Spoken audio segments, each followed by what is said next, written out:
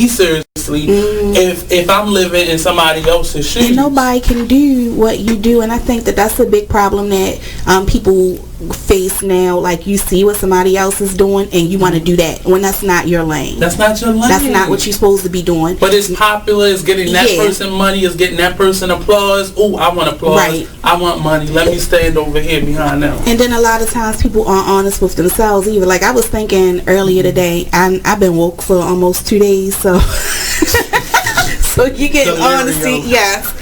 And I was thinking, like, The Artist Exchange Radio Show.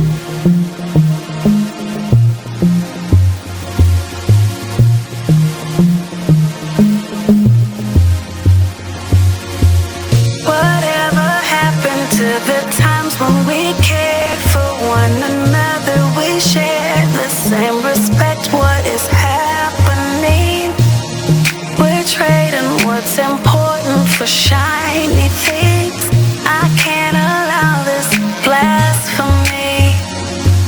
It's blasphemy. Why would you treat yourself like that? We didn't come this far just to fall right back. Don't lose yourself, stay on track. Baby, you're a god. You're a god. Baby, you're a god. Believe that. Full of the things that we've overcome. Full of unspoken battles we won. You're so much better than that. Sometimes the truth ain't always catchy as rap. Stop chasing cheese or you get stuck in a trap. Go get your crown and never render it back. No, it's blasphemy. Why would you treat yourself like that? Stop all that blasphemy. We didn't come this far just to fall right back. Baby, you're a god. You're a god. You're a god. You're a god. Baby, you're a god. You're a god. Baby, you're a god. Believe that. You're way too gifted to stop and listen. It's condescending, not to mention all of our ignorance. Is there permission to? I know you like to turn up like that. With a drink to pull up like that. Well, baby, there ain't nothing wrong with that. Just make sure the God in you stays where it's at. You're the rising sun of a new day begun. Grind on till victory's won. I pray you do your thing till earth and heaven ring. Just don't forget where you come from. Let me talk to him. Oh, you ain't know? You ain't heard it before? That spirit you take for granted is the God in your soul. It's a price that you owe. It can never be owned. So for this valued dollar, it can never be sold. We were kings and queens in the motherland. Problem is we shouldn't have spared the rod or the father's hand. Yo, where the fathers at? Kids raising kids. So basically they never really raised but more assisted. Thrown to the system for criminal definition instead of dreaming for better and taking care of your business. I promise. We've been gods from the crib. Thing is, you can call a king a slave if he don't know who he is. Man, it's blasphemy. Why would you treat yourself like that? Stop all that blasphemy. We didn't come this far just to fall right back. Baby, you're a god. You're a god. You're a god. You're a god. Baby, you're a god. You're a god. Baby, you're a god. God, God, God.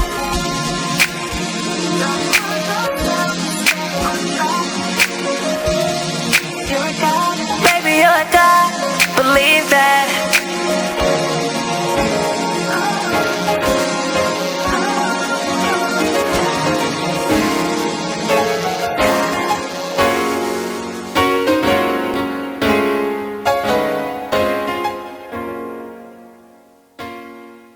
Hi, I'm LeVar Burton, and I'm proud to be a book person. How do I choose a book? Sometimes it's the cover, sometimes it's the title. I guess I'm pretty visual. If a book's really impressing me and the writing is really good, I will peek and see what the last paragraph is, because the endings of books should rock you. I am a book person, and if you're a book person too, read to a child and spark a lifetime of ambition. Join me at bookpeopleunite.org, because reading is fundamental. A public service announcement brought to you by Reading is Fundamental, Library of Congress, and the Ad Council.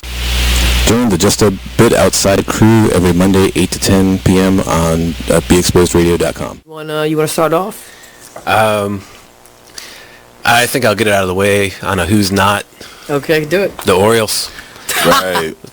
They got swept by the Royals. They lost 4 in a row, and the last 5 games have all been decided by 1 run. The game before, or the last game that they lost before the Royals was the Nationals, and it was Weeders, of course, won with a home run. Hit the home run. Right. They were going into that National Series. It seemed like they were doing so well, and they just crapped out. They got that game postponed, so who knows when they're going to replay that or play that game. That's my first not for the night. Okay. Okay, I'm going to go ahead and weigh in on my who's not, and I'm going to talk about the San Diego Padres. The Padres. That's okay. You Padres just took my answer. They're in last place in the NL West. They've lost 8 of their last 10. Their run differential is a negative 65, which is just horrible. So when you have, well, let me just talk about run differential a little bit. It's kind of like the how much you're winning or losing your games by, pretty much. Yeah. You are listening to BeExposedRadio.com. Artist Exchange. The Artist Exchange. The Artist Exchange. The Artist Exchange. The Artist Exchange. Artist Exchange Live. The Artist Exchange. The Artist Exchange. The Artist Exchange. Starts now.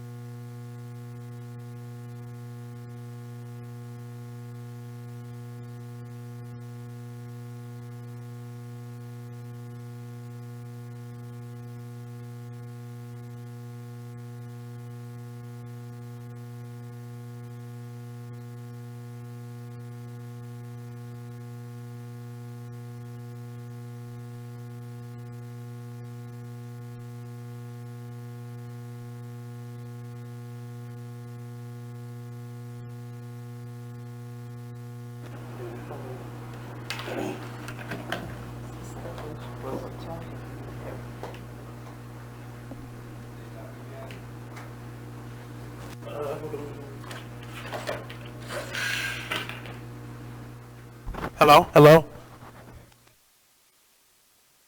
What song was down? I think it was something over here. Okay.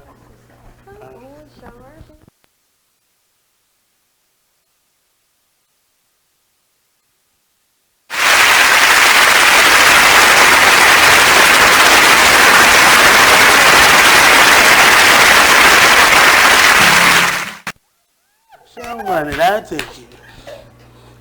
We back on?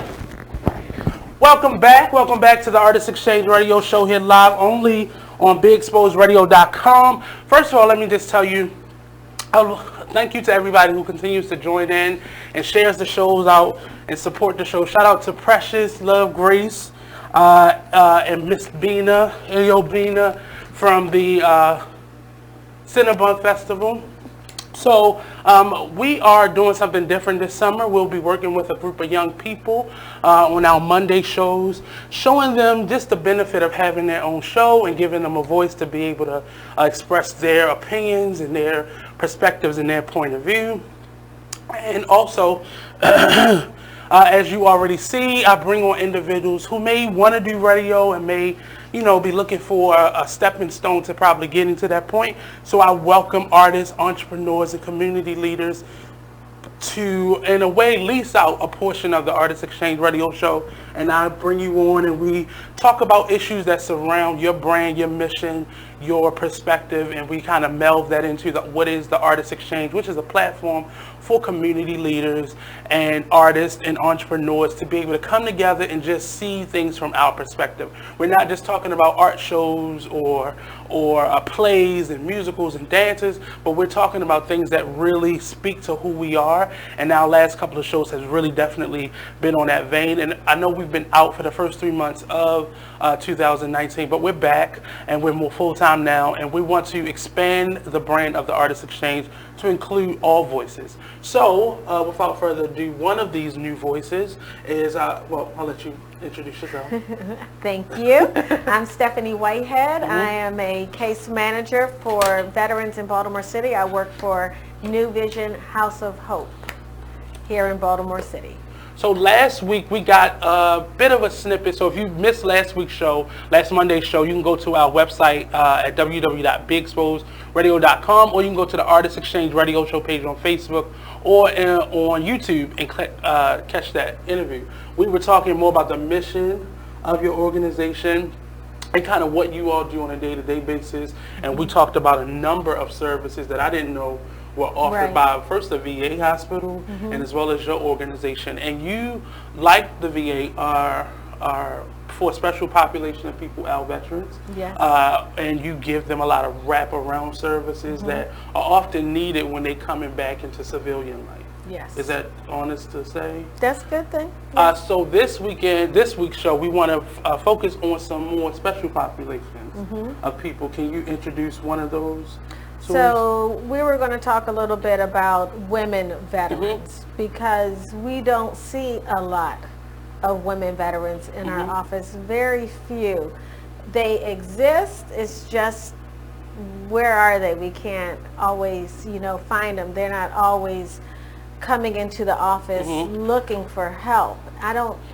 There's a gap there. I don't know why we don't see many women veterans, but I would say 90% of our population would be males versus females.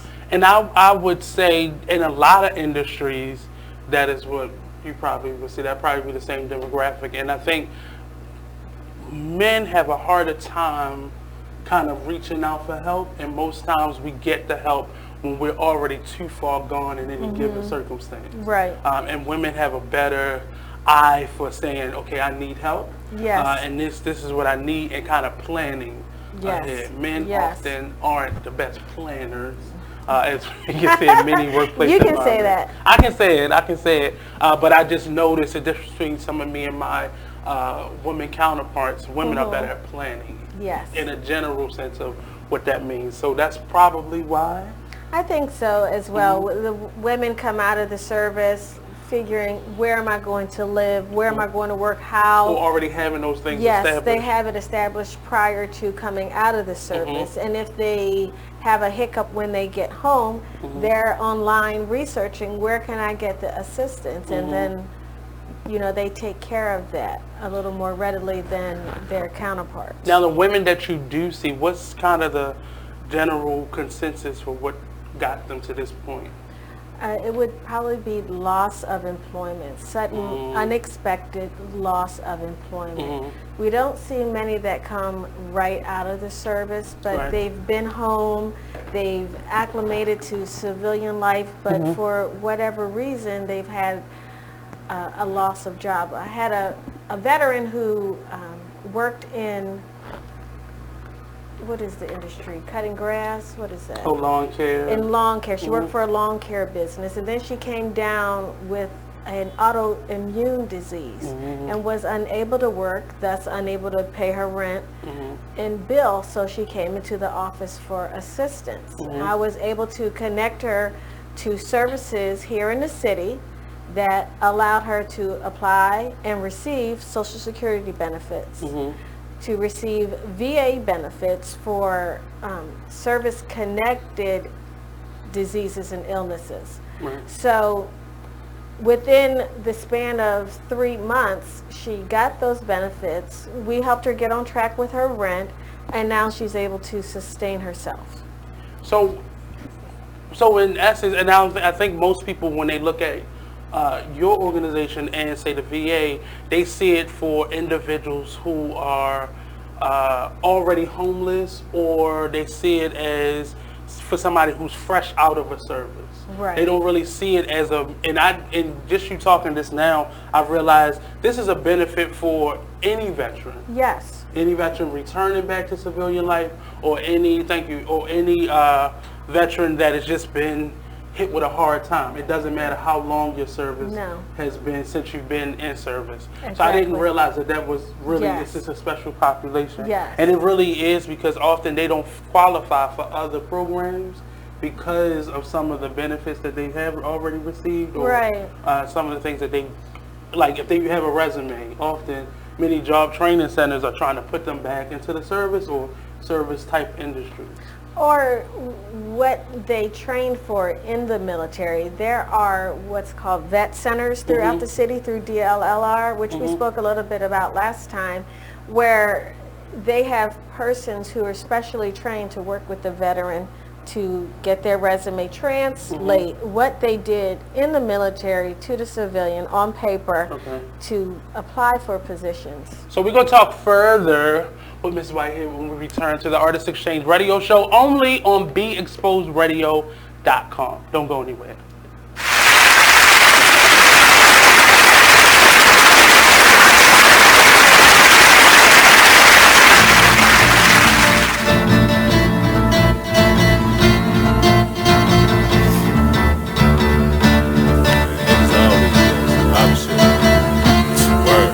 First they love you, then desert you, leave with a plate full with no spoon. It ain't no space, I can't escape negativity. I got used to the taste, I've been bad, burned, then fucked over. But remain strong through the Passover, kicking haters out of the way like masked over. Roll up, sip something, let it pass over. Who would I be? It ain't the man to me that let the next man take advantage of me. When that storm come, no pan I see. Get with it, not without it, then you'll see. I peep the haters, they know I'm greater. That's why they buzzing for the elevator, but I can't save you. We too loud on the pedal stool, don't carry favors. Always got your hand out demanding favors. When I just looked out, now you need more paper. I can't breathe, give me 3 feet. I never let y'all be the death of me. When my patients run there, yeah, nigga OT, cause they wanna see me down like I'm NCT. 6 words, get the fuck away from me. See, I help you out if you can help yourself. I keep it G till I DIE. Now excuse me while I get back to PC. HOP ain't losing sleep while your third eye always on me. I'm steady green just to feed the team. My boo, she know that I'm king with chasing my dream. These niggas it seems I rip them, trash them, then put on new jeans.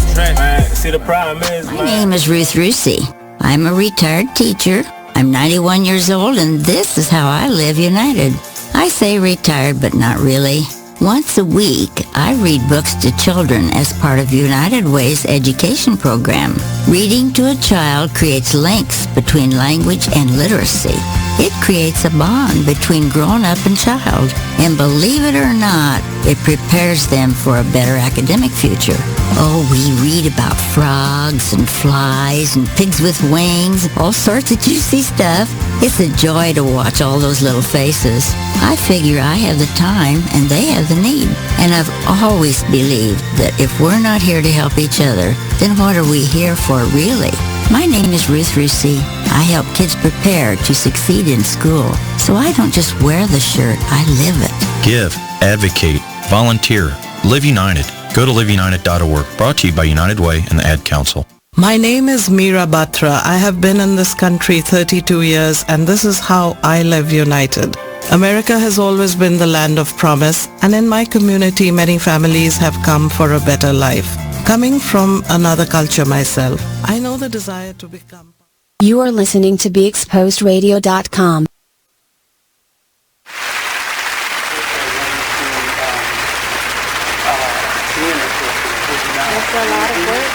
No matter where you're from. But welcome back to the Artist Exchange Radio Show. We have Ms. Whitehead. She's talking a little bit about veterans services with her organization. And then there's a person in the corner. We're going to just call her just a ghost for today, but maybe she'll have something to say at some point. But we're just saying that just in case. But today we're discussing more about the special populations that you have within your organizations. And the first one up was women, and you really don't see a lot of women in your care, and that could be a good thing, but it could also be because they're just not connected to your direct services, and Correct. they may go maybe the social service route, or like you were saying, DLR, like the one-stop centers, basically. Yes. And they may and go that within route. Right. each one-stop center is a vet center, or a person specially trained to work with the veteran. And we've all been to a one-stop center, so it could be, it's basically they're just connecting you with jobs. But this organization really does more of the wraparound services. Yes. Starting with why you're in your situation, connecting you within that 90 days to some services. See, I remember some of it. Yes, you do. Connecting you to some of those necessary services that can get you back on track, like rental assistance. Rental assistance. Well, let's take it back a couple of steps. So our organization will assist the veteran in one of two ways. Okay. If the veteran comes to us literally homeless, which means on a street, like on a park bench, in a bus station, riding the, what is that? The light rail. The light rail all night long. When they come to us homeless, we assist them with either getting into a transitional housing program or getting into housing, depending upon what their barriers are. If there's some substance abuse involved in there, we may want to get them into a substance abuse treatment program prior to going into housing. Then there's employment. There could be health insurance, mental health, connection to the VA. So we want to target all of those issues so that once we are out of the picture, the veteran is self-sustaining. So do you work in conjunction with the VA, or it's kind of two separate organizations? Well, it's definitely two separate organizations. Okay. There's the VA, and then there are programs that assist veterans. We kind of work alongside the VA. I can call up someone and say, hey, I need help with getting this veteran connected to mental health services. And I can do that, but we aren't the same. I thought I heard you say last week, but your specialty is more in homeless individuals. Our specialty is housing.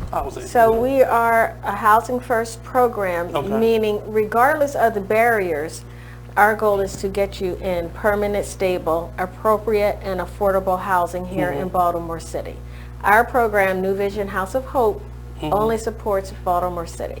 So what I was also surprised at last week was your organization also helps those eligible family members. Correct. As well. So how would you necessarily help, say, a veteran and his or her husband or wife in that with children? How could you benefit the family outside of just that individual veteran? So we house the whole family, number one. So if the wife is in need of employment, we make those connections for the wife or husband. If there are adult children, we do the same. Same for health insurance. For all of the services outside of the VA that the family members would not be eligible for, we make the same connections in order to stabilize the family. And most people don't know that. They just think you deal with the person who's actually in service. So I'm quite sure a lot of families that may be out there may really need that information because they thinking you just dealing with the individuals, but you ask them about those things once they get there. So if you come into the doors or to this expo that they'll be having shortly, they'll be able to bring a family with them and kind of get some of those wraparound services. Now, in terms of the women, is there any different help or resources that may be needed for, say, her versus him? I wouldn't say that there are any different services unless, I can't even say that. I was going to say if there was military sexual trauma, MST. Well, I was trying to get to that, but I didn't want to throw it in. But it's, MST for short. So it's every veteran, male or female, are entitled to the same services. Okay. The barriers amongst the men and women ultimately can be the same with a little bit of variation, maybe in healthcare needs. Say if there were a pregnant veteran, then the healthcare is going to be a little different, but overall connection to VA and healthcare, public benefits, SNAP, TDAP, what have you, will be the same. Now, that was the question I always had. So if a woman was to get pregnant in service or active duty, what happens to her? Or is she put on maternity leave, or is she... Okay, so she's not automatically just kicked out? No. Or put with honorable discharge? Right, no. Would that be an option for her, or...? I've not been in the service, but I don't know if they give them the option because of pregnancy to just get a discharge due to that. So real quick, can you give us the dates and times and location for the upcoming event? We're going to take, I think we have one more segment with you. Okay. And then we're going to come back and finish the rest of the interview. But give them that before we go to break. Our Veterans Stand Down is going to be held on July 19th at the Baltimore War Memorial, located at 101 North Gay Street in Baltimore, Maryland. It's from 10 a.m. to 3 p.m. Doors will open at 9:30. There'll be a host of services. There'll be lots of food. There'll be some games and raffles and a fun time. So we're going to take a quick commercial break, and we'll be back with the second half of this interview. Don't go anywhere. The Artist Exchange Radio Show, only on BeExposedRadio.com. Thank you.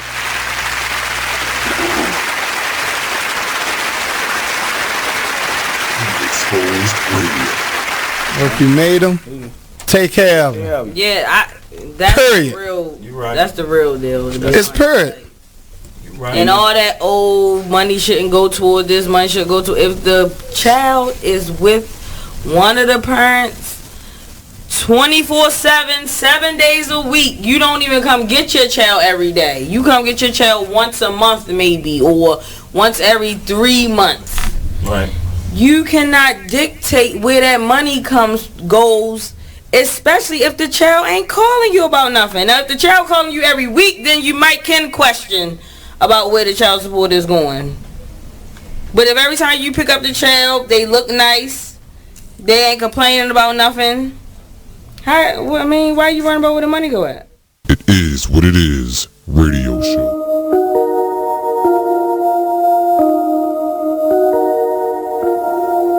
This is a Poverty ENT exclusive.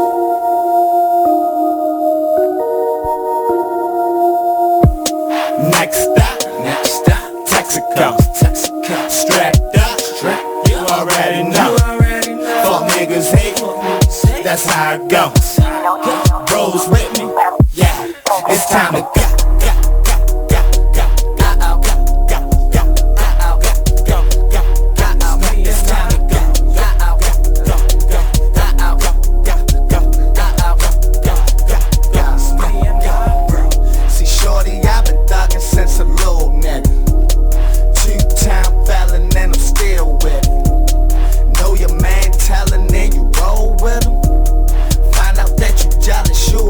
Nigga, chose by another nigga, bitch, damn.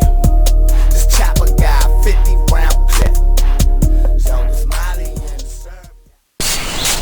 Whoa. The moment my son saw a redwood tree. It's huge! Is the moment I knew that for him, You can't even see the top of that thing. even the sky has no limit. There are some moments only the forest can inspire. Find yours at discovertheforest.org. Learn about forests near you and discover cool things to do when you go. Your moment is out there. Find it at discovertheforest.org. Brought to you by the U.S. Forest Service and the Ad Council. You are listening to BeExposedRadio.com.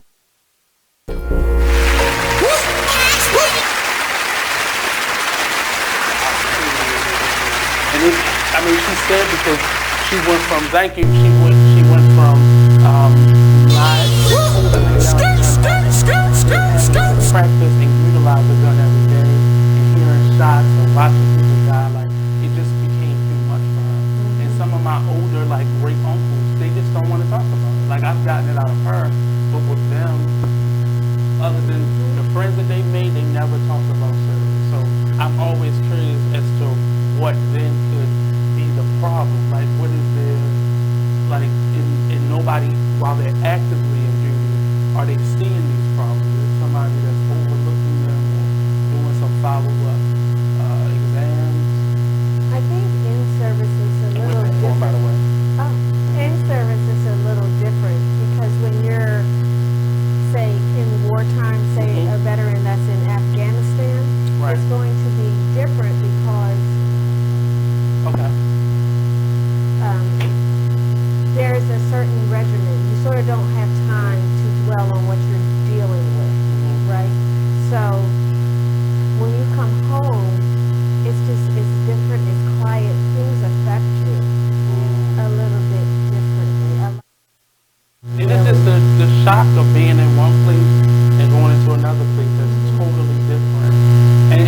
the environment, say you coming home to Baltimore, the crime rate is up. You know, certain things may stimulate like thoughts or things in your mind, but mental health being such a big, prominent issue with this special population of veterans returning that are now out of active duty, with that being such a issue or a recurring issue amongst all of them, most of them, is there anything that your organization is doing, like more specialty groups or more group therapy sessions, or is therapy like a big issue that you look at over the course of, say, those 90 days? That would be the mental health portion of wherever they're receiving their medical care. The VA or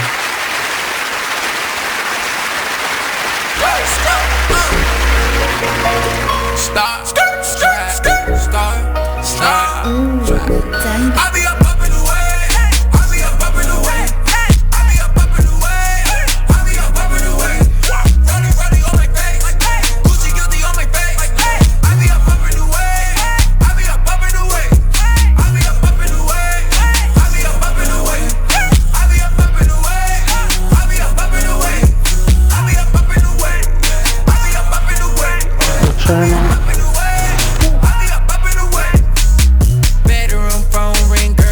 T-shirt answers me. I get off on the way that she answers me. First time saw her, I knew she was the one for me. Ever since then, we've been vibing on some chemistry. It's just a matter of time. I know she feeling my vibe. I got the keys to her ride. She put her hands on my thigh. She got that look in her eye. SL what I'm riding. Royalty, call me highness. All day then overnighted. Cause it's crunch time when I'm grinding. This Adderall got me nauseous. Proceed with caution, tie the lane, I'm exhausted. Poppin' Zanny Zan, sipping out the faucet. I'm confused, don't know what I'm doing. Wait, what I'm doing? Got me going where the I'm going. Out of space, where I'm going.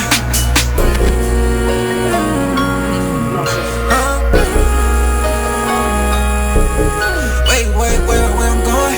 Wait, where I'm going? Out of space, where I'm going. Out of space, where I'm going. I'll be up in the way. I'll be up in the way.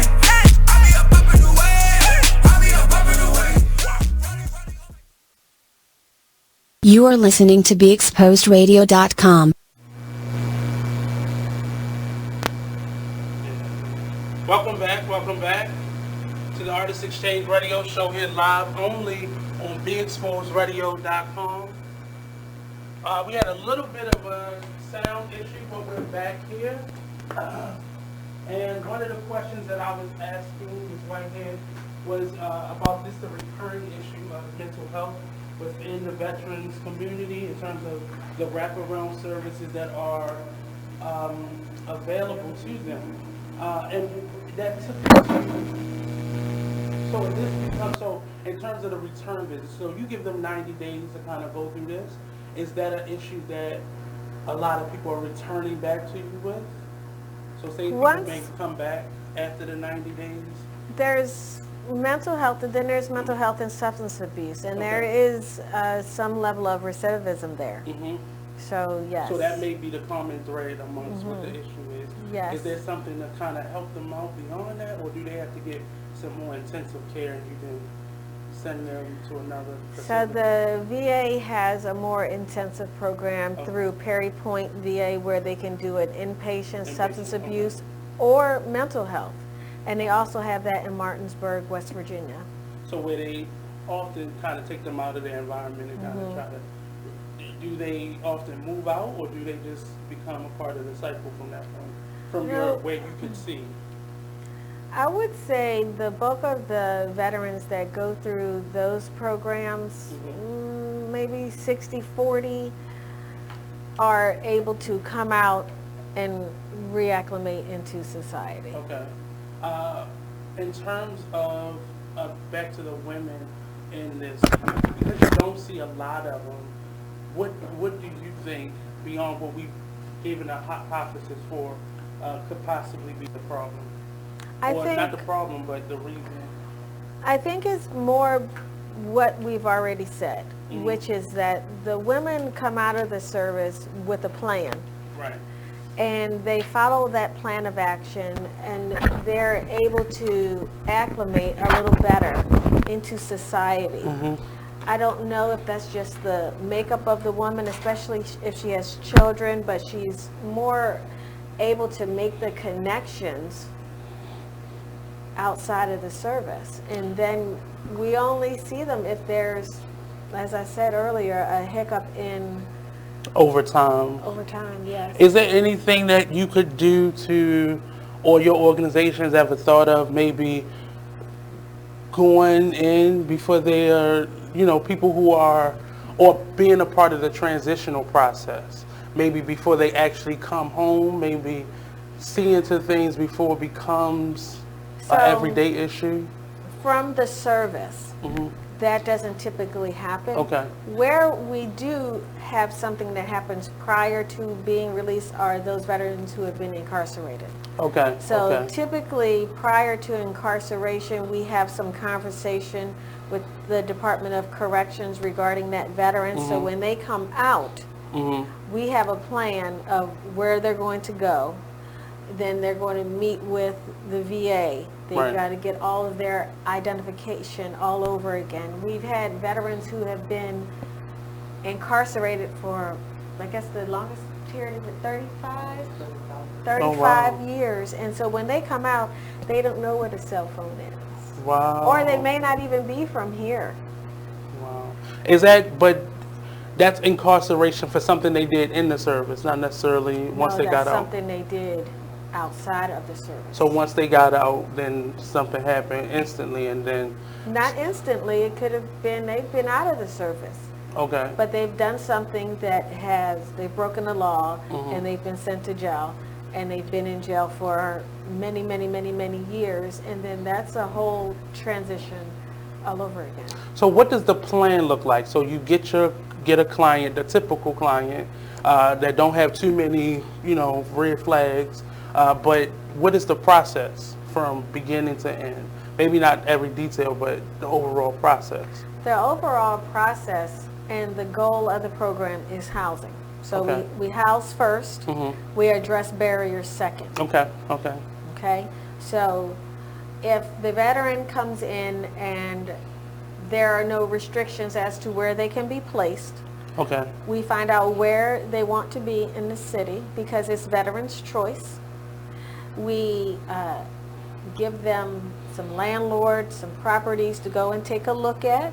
They decide where they want to be. We do the applicable applications. We assist with application fees.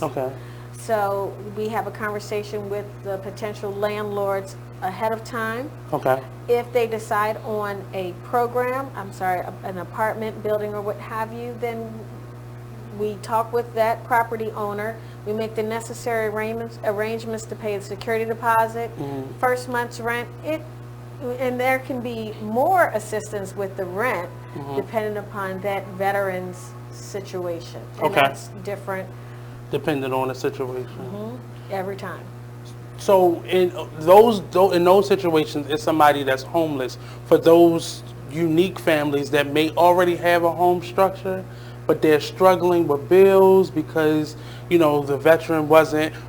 So this is my question: does those service extend if the veteran is still in active duty and the family may need help, or the veteran, the individual has to be out of the service? They need to be out of the service. Okay. Because there are a lot of situations where the family is struggling at home and everything just is not meeting up in terms of housing and such. Right. So are there any other special populations outside of the women that you want to kind of pinpoint or that are special to your organization? There's women, the veterans who are coming out of incarceration, depending upon what their charges are. There are some who come out with restrictions who may be sex offenders.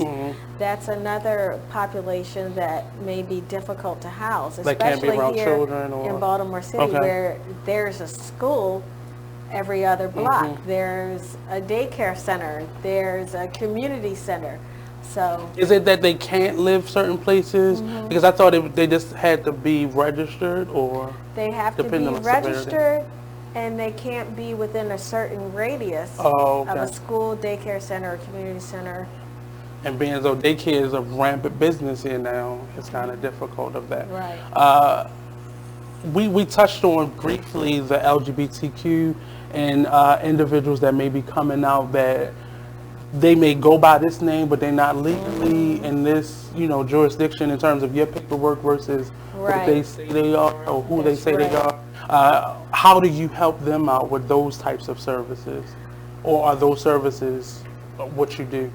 Well, then that becomes a legal issue, so we would connect them to the legal services because we have to go by what's on the DD 214. Okay. So, unless what? That's the ghost of the quarter. She's speaking right now. You said unless what? They legally have changed their name and things. But they still have to go through the process of changing all that information over. It's not just because they've changed their name. It doesn't mean it. Right. So it doesn't mean it's on the DD 214 form. Their discharge paperwork, right. So what happens to that individual? Is it a longer drawn out process or is that a simple fix? No, it's not a simple fix. A name change, there's a cost associated with changing your name. And but they would have to take care of that. Yes. Okay. Well, I don't believe we covered that. Yeah. So are some of there were a number of cases that we looked at a show we did last year where a lot of them were doing this process while they were still in service, and it became an issue because they were on leave a lot more, and now the issue is a lot of them are now being pulled out. Is that becoming an effect of, or are you seeing the effects of that? A lot of them needing services. We don't have a very large population of LGBTQ in our office. I think in the last 3 years, we may have had 3. Okay. So it's not a huge population, it's somewhat like the women population that have other services they can go to. So the biggest issue with that population would be the name change. Okay. We would assist the veteran in all of the same ways that we would assist the next veteran. It's just an issue of the name. And if your name on paper is Michael Daly, but your name is Michelle Carmichael, then that's a problem. It all has to match. But I can call you whatever you want me to call you, but the documents have to be in order. Now, we also spoke about last week that there are restrictions on who can receive care from the VA. In terms of what you're determining, what was it, discharge? Your discharge status. If you don't have an honorable discharge, you're not eligible for VA health care. At all? At all. Is there appeal or is just a no? You can appeal your discharge status. You can request an upgrade, which we will have those services at the stand down. Okay. Where if you have... Oh, that's one of the vendors. Yes, that's going to be one of the vendors there. If you don't have an honorable discharge, you have a general or other than honorable discharge, those can be addressed legally. How easy is it for it to be? I know you had a vendor there, but is that an easy process? It is get an not. Upgrade? You have to present a lot of documentation in order to get that overturned, but there are organizations that's all they work on. And that's more of a legal issue with the services. That sounds like a lot, and I can just imagine how stressful this could be for an individual that just need care. And they're used to getting, the routine care while in service, and then they come home and it's like nothing. Right. And could they get these services from, say, social services, or? You can get health care through social services. That would be Medicaid. One of the programs, I was speaking about was Jai Medical. Is a provider here. University of Maryland has some programs as well through their Health Advantage program. There's Priority Partners. There's a lot out there. It's just... But your recommendation last week was to go, as soon as you get out, go to the VA. go to your local VA, get connected, see what you're eligible for or not eligible for, and then take the necessary steps to get to where you need to be. And most things that you would need from them was that discharge form The and DD-214. DD-214. Birth certificate, social security card, state ID, and proof of income. So when do you normally see those individuals? Is it before or after they've gone to the VA? Both. Okay. So it just depends on who they find out about first. So so in terms of their information, you help them get some of the information that they may not have. For the people that may have been out longer or maybe homeless and just got displaced, their information. Is that a hard thing to kind of gather that information, or? Sometimes it can be, because now with the way you have to gain your ID, like you need to have your birth certificate to get a social security card. You need the birth certificate and social security card to get a Maryland state ID. And that's stressful for a regular civilian like myself who may have just lost my information. Yes. So I can imagine the trauma that will go through somebody who's trying to get back on their feet, because this person said you need this, and then you go over there to get that and they say, well, you need this, and you like, you ready to strangle somebody. That over there. Right. And it's stressful, but you kind of help them through that process so they're not having to go to these various places. So if a veteran is born here in Maryland, if they have their DD-214, they can go to Vital Records and get their birth certificate for free, as opposed to, I think it's $25 or $30. $26, I think it's going up. So and a lot of veterans don't know that. So you can take your DD-214 to your Vital Records, wherever you are, if you're born there, and get your birth certificate. And that extends to their eligible family members as well? No, just the veteran See, on that one. You was about to take the whole family up there. Nope, just the veteran. Is there any other things that you would like individuals that may need your services to know in terms of what this event will be about, what they would need? Because ultimately they don't need anything, they could just show up. Just show up for this event. You can have breakfast, you can have lunch, you can you can get your hair cut, you can make connection to employment, you can see what services are out there. If you're in need of a discharge upgrade, you can look into that. If you're in need of expungement services, you can look into that.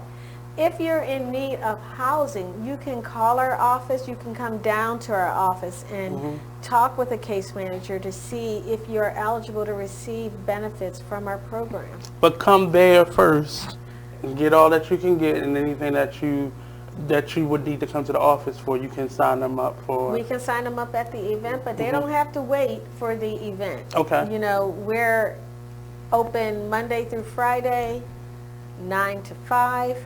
Our walk-in hours are Monday through Thursday. Friday is an admin day. From 9 to 3, we receive veterans as walk-ins to determine what their eligibility is for our program. Is it still high numbers of people? Because I'm quite sure other organizations that are outside of your jurisdiction probably send them to you, but are the numbers still as high? Yes. Wow. Can you speak to why you think that is? Or were these services not available maybe 5-10 years ago for them to have this type of access? 10 years ago, I would say not, but as I said, our program, we've held the SSVF grant since 2013. So each year we've served at least 250 veterans. That's amazing that those individuals are still in our city like this.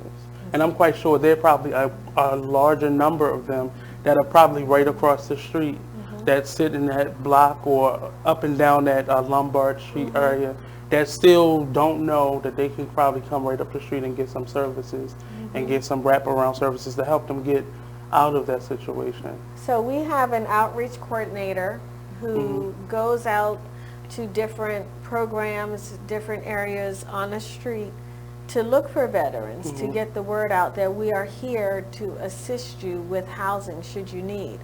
And do they Is that a big scouting tool that you all use? Yes. I mean, he goes out every day. Monday. Wow. He even goes out on Fridays to see who he can find. I mean, we all do outreach as we are out and about in the city or at a different program, at a meeting. Walking down the street, I've encountered veterans over here in the park across from City Hall. You know, if I have on because we have a number of them that sleep out there overnight. Absolutely. So if I have on my New Vision shirt, they'll ask me, what does that mean? And I'll talk to them and, you know, okay, well, come on down to our office. So on the flip side of this, volunteers are necessary to kind of support this. Not only this event, do you have volunteers throughout the week, or? We don't have a lot of volunteers in our office. That's a tough one. We don't really need volunteers in our office, but we would need them for our event. Okay. So what would they need to do to become a volunteer? If you'd like to volunteer for our Veteran Stand Down, you can contact myself at 410-466-8558, extension 112. Just ask for Stephanie Whitehead, and we'll take down your name and number and assign you to a duty on the day of the event. Okay, so we're actually coming to the end of our first hour here on the radio show. I'd like to thank you again, Ms. Whitehead. This is a really touching issue because I've come across a lot of veterans that I just didn't understand how you could possibly be in this environment and not have the services. And we live downtown, or we're downtown right now, and there's still a number of people who don't know. And it amazes me that somebody who has given that service has to come out and have to go through this type of rigmarole just to get, you know, basic services. Not to say that anybody else deserves it, but these people, it should already be in place. It should already be something lined up for them to just step back into this reality. Right. And it should not be a system that is, you know, doors and windows that are closed off to certain people, even the people who have a certain level of discharge, a certain grade of discharge. Yes. It should not be a struggle for them to get basic care because they've gone through what was necessary, and it may just didn't work for them, or something happened, or like you said, one of your biggest issues, mental disorder, may have happened to them. Now, if it's a mental issue that got them discharged, does that always means a lower grade discharge? No. Or, okay, it's just the circumstances that surrounded them. Right. Right. So is there anything else that you want to give to the people in this last couple seconds? Come down to our event, our Veteran Stand Down, July 19th, 10 a.m. to 3 p.m. There'll be a host of vendors that covers a myriad of areas: housing, employment, public benefits, health care, food, fun. Haircuts, that's right. I remember certain things. But I definitely want to say on air that if there's anything that the Artist Exchange radio show can do is support, I plan on coming to volunteer that day.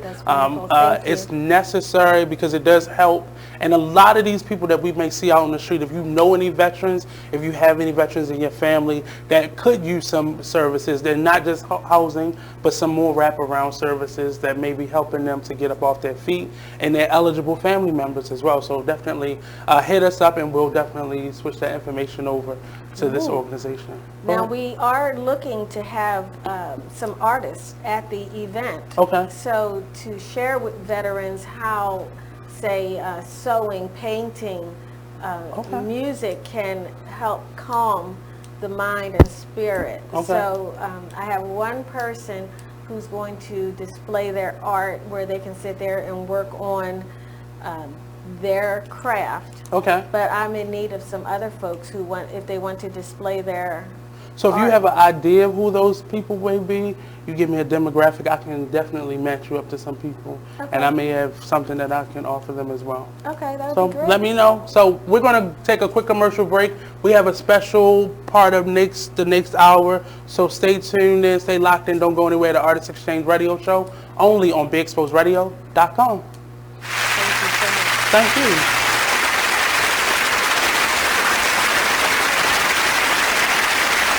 So Jacqueline. Yes, Mom? I wanted to talk to you about something and... Oh, wait. Hold on. I just got a text. Oh, there's another one. Wow. Busy me. So anyway...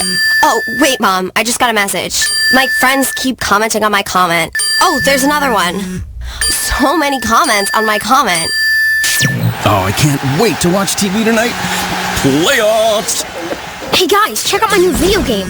Pew, pew. Wait, Mom, what? Huh? What? Hold What'd on. you say? Wait a second, what? This weekend, unplug. Take your family to the forest. There's nothing in the world like experiencing nature firsthand. Trees, paths, bluebirds, streams. Getting closer to nature can get you closer to your family. To find the forest nearest you, go to discovertheforest.org. Brought to you by the U.S. Forest Service and the Ad Council. White keys only have this bitch jumping. Okay. If I sit around, hold up. Look. If I sit around, hold up. Yeah. Rough. Let's do it. If I sit around, I'ma smoke some more. Wasn't even thinking about smoke before, but I'm in my head and I'm in the bed. Don't know who I am, like I'm wearing a mask. Working mode, tell him where the cash. If you wear the cash, tell him where the cash. You playing for you, gon' run it back. Don't make promises, but I promise that. Don't promise me, cause I ain't into that. Fell in love with that and got hurt from that. Now it's all over and the curtains back. Can't see you not noticing that. I'm letting it go, it ain't holding me back. Yeah, I'm on dice, but ain't come for the crack. Drinking with uncle, we only do jack. How I'm alive, I thank God for that. Praying about it, things getting better. Open it up with my name on the letter. Why you crazy about it? Saying whatever, you shy to be you. You know you gotta be you. Sometimes I need privacy too. Yeah, you know I ride. You know I ride. And you know you ride for me too. Yeah, you know I. Look, you like getting that hit for real. When it's me and Murray, just us, we chill. I'm in a rush to get off to get you. Never ever had to floss to get you. Pay the dues that it cost to kiss you. Rug burns on the carpet with you.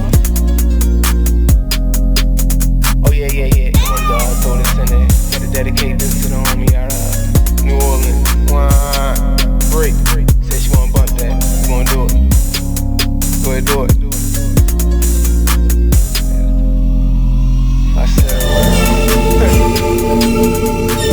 Like the one thing you always gotta remember is people gonna try to project their insecurities onto you.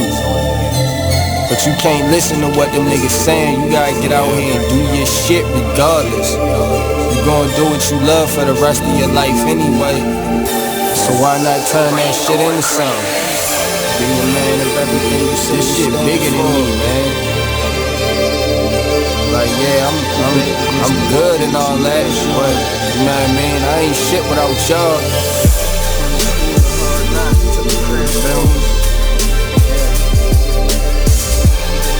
So no matter what you up to, it's so hard. Don't let it.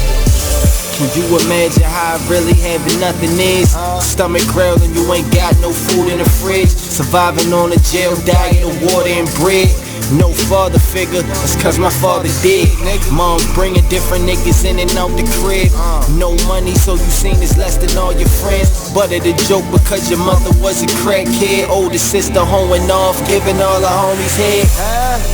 I could wait for your response, but they let her hear me talk, so I just wait for the applause. I always knew that I was great, I got them haters so appalled. I'ma make it out the darkness, and my word is my bond. Delivering these bars while I'm gripping on my balls. Jealous niggas hate to see you succeed, so fuck them all. I'm the master of my destiny, nigga, you not in charge. You either on your grind or in the way, so get lost. Be a man of everything you say you stand for. Lead your people by example, being hands-on. If you're back against the wall, then get your mash on. Fix your vision on the future like it's fast forward. The world is yours in due time, ain't gotta ask for it. I'm from the school of hard knocks, I took a crash course. Shit be stressful, my nigga, that's why I'm getting high.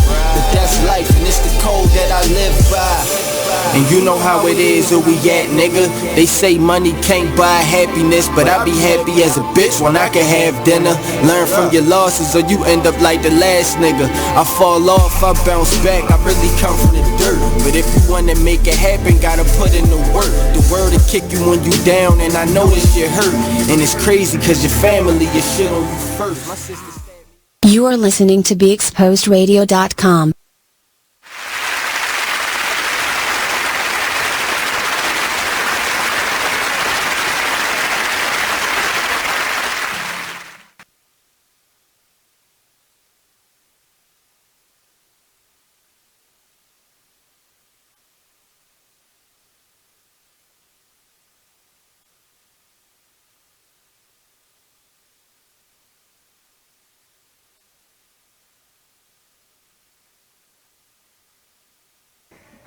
Our aim really was to work with the cultural storytellers of the city to help their stories and their voices be heard more broadly, but also help create a more inclusive cultural record for the city.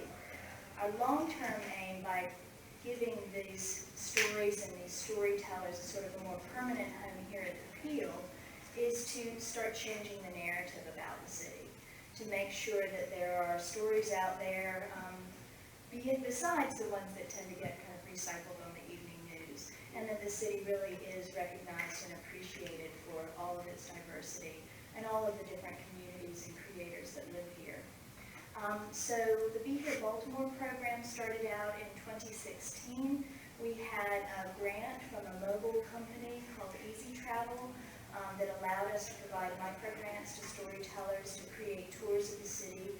And then we help publish those digitally on a range of platforms to really increase the audience. In 2017, the Baltimore National Heritage Area, through their Heritage Investment Grant Program, very generously gave us a grant that allows us to give out more microgrants to storytellers. So one of the ways we've been working with that microgrant program is with Nate Couser from the Artist Exchange Radio show, which is an internet radio show that's on Be Exposed Radio.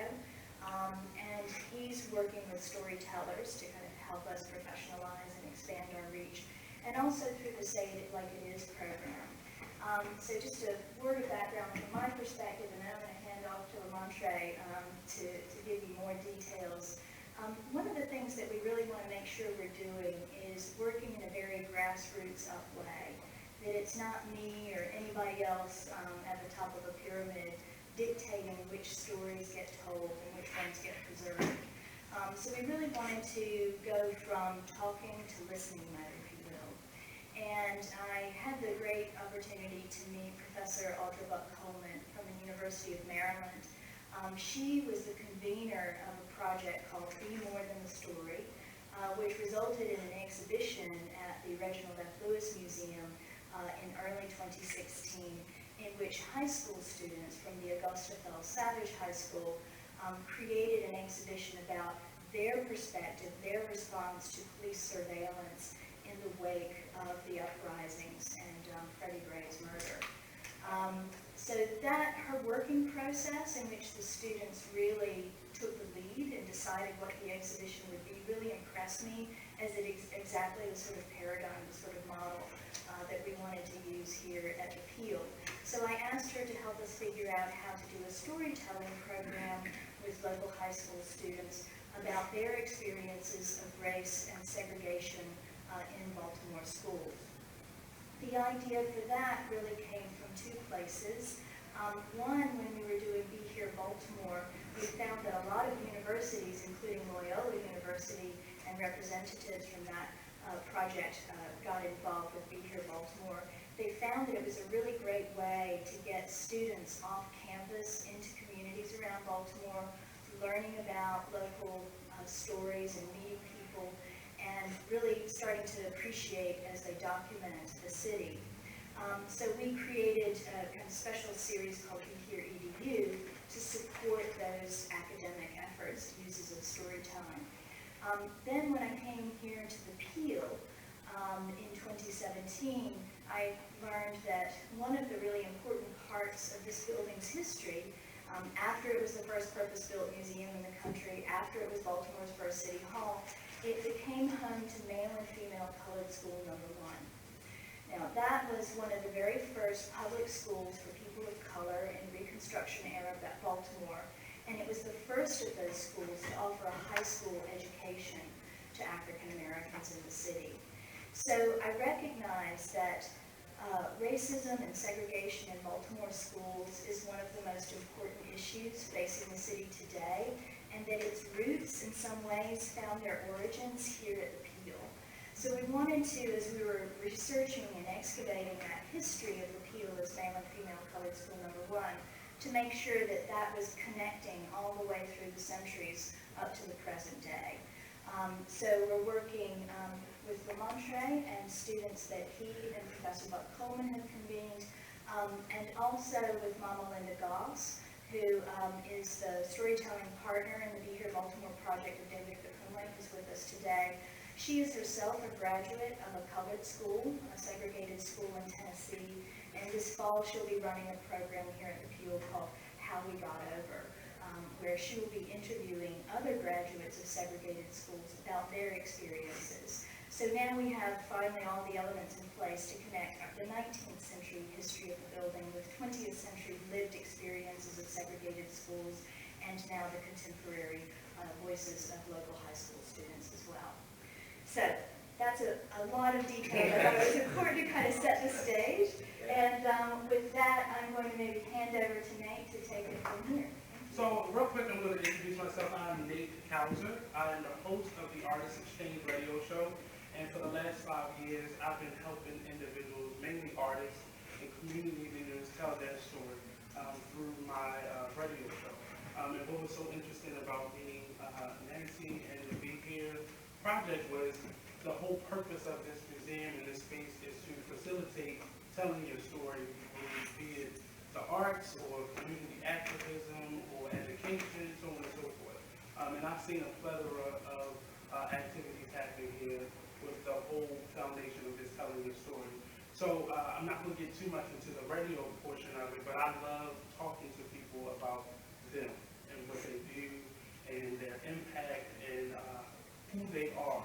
I focus on engagement on my show, whereas though money is very tight. So as an artist or anybody selling something or service or of some kind, it's very important to engage with your audience and just allow people to get to know who you are. I know before I spend my money, I want to know where it's going. I don't need to know your grocery list, but I definitely want to know the individual and the organization that I'm supporting is very connected to my mission statement. Else, my money is just going down the drain.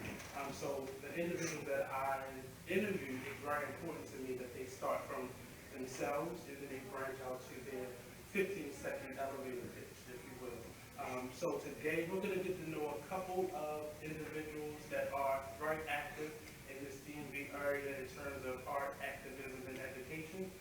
So without further ado, I'm going to ask this gentleman to introduce himself and tell us who he is as a businessman and artist. Thank you. Hey everyone, my name is Lamontre Brandon. So it's funny you say I'm an artist, you know. I think we all are artists, right? And sometimes we just gotta, what can I say, tap into our creative talent sometimes. I didn't know I was an artist at first. But my name is Lamontre Brandon. I'm one of the co-founders of the BMO group that we help connect people from the streets to the streets. One of the first art things that I did, I would say, was when I started clothing line at the age of 16, right? And it was called Cool Peoples. And my art, was what I'm learning, is always connected to activism. And the reason why it was called Cool Peoples was because one of my cousins had got shot and killed due to gang violence. And I wanted to change what outlook of what people think cool really is, right? And so I wanted people to say, oh, he's Cool Peoples, I know Lamontre. So that was that movement. I went to go to University of Maryland, College Park, was doing well, and then a white woman accused me of armed robbery, and I had guns drawn on me, and it changed my whole outlook on activism, right? I didn't want anyone ever to get falsely accused of armed robbery ever again, and I realized the only reason why it happened, I walked past her, she said she felt threatened, so she called 911. I didn't even remember seeing this woman before. But what it showed me was a lot of people have these perceived perceptions of different people, of black people.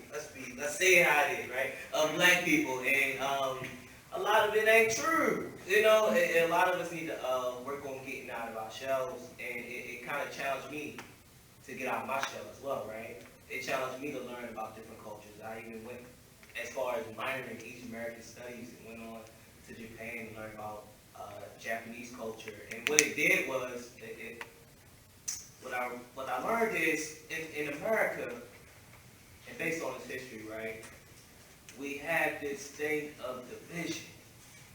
And a lot of this division keeps repeating itself, right? And it's keep repeating itself because a lot of people who went through the division are not telling their story, not opening up about what's really happening, and not really making efforts to check certain situations, right? And so one opportunity came to me to actually check the situation and create a better immersion of cultures, was to be more than the story artist of it. This was sort of how I even started a consulting firm. Once I graduated from college, I always knew I wanted to be an entrepreneur, businessman. I didn't know how. At the age of 22, the university called me and they were like, hey, this is University of Maryland. I'm like, okay, what y'all want, some money? I'm like, yo, where's the Sally Mae? I'm like, all right, what's going on? They said, we want to hire you as a consultant on this project. I'm thinking to myself, consultant? I didn't know what a consultant was. I wasn't going to tell them though, right? So I was like, oh man, I'm a consultant. And what they wanted me to do was help bridge the gap between Baltimore high school students and University of Maryland College Park digital, studies students. And it was a challenge, right? So what's the challenge? Getting mostly white students who are going to work for CNN, Fox News, WJZs, all these different stations, right? And who haven't really got experience to the distressed communities, and having them understand about the different barriers and issues young people face, right? And helping them be more, what's the word for it? More understanding culturally, right? And so pretty much making sure they don't say nothing crazy when they get immersed in the classroom with the students. And there was also another balance with the students, right? Because you're talking about high school students with college students. So you have to get the high school students comfortable in their skin, right? Most of them majority minority, and having them comfortable in their skin and comfortable with saying, hey, I don't want it like this, I want it like this. This kind of dictates. So making sure that they tell their story, right? And so that's why it's called Be More Than the Story. It's playing off of, forget what CNN, Fox News, thinking about what the uprising was. This is our story, this is our belief, and this is what the uprising is. And it was beautiful. One of the most beautiful things that really hit me within the exhibit was, it was vultures, right? You know how vultures usually prey on the dead. So we had vultures.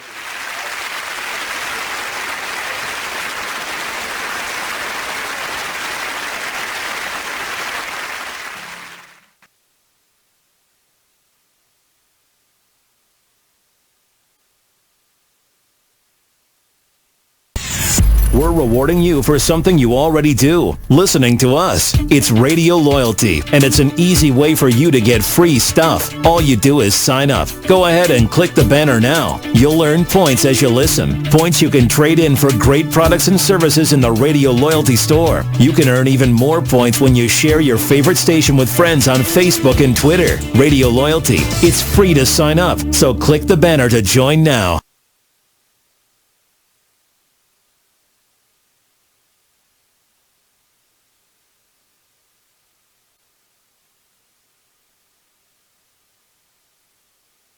The Artist Exchange Radio Show every Friday, 7 p.m. to 9 p.m., every Saturday, 12 p.m. to 2 p.m. Real artist, real talk, real live on BeExposedRadio.com. I was meeting with a friend yesterday, and I've gotten to the point where don't ask me a question because the truth is going to come out.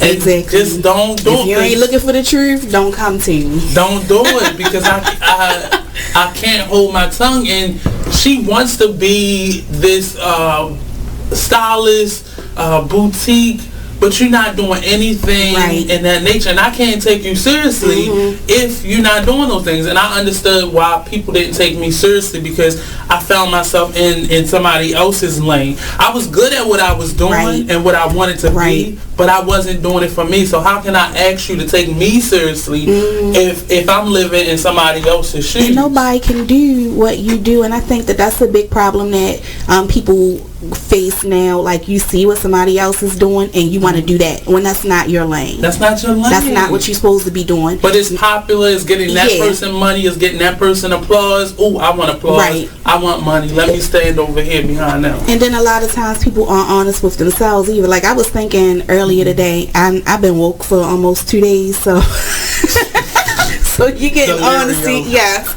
And I was thinking, like, you know, The Artist Exchange Radio Show.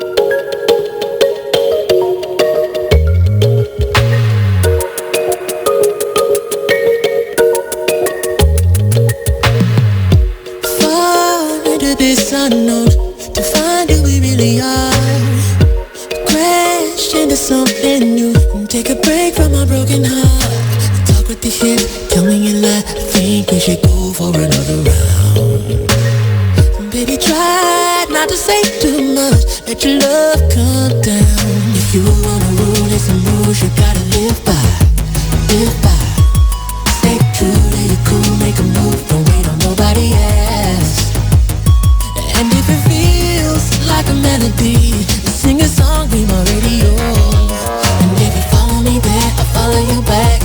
Let the night unfold. I can tell that she can't get enough. Show enough, she couldn't get the feels up from me. I know she couldn't get the feels up from me. Touching hands till we dance in the dark. Show enough, she couldn't get the feels up from me. We do whatever you like. Get the feels up from me. I know she couldn't get the feels up from me. So let's slide, you and me alone, to find who we really are. You are listening to BeExposedRadio.com.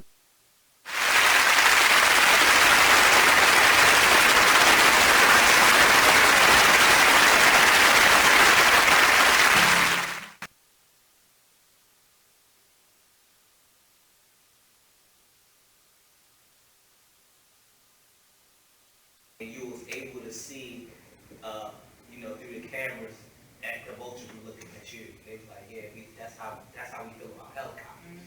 Helicopters are constantly preying on us, making this sound at night. We can't sleep. And So based on what you've said so far, the word diversity keeps popping up in my head.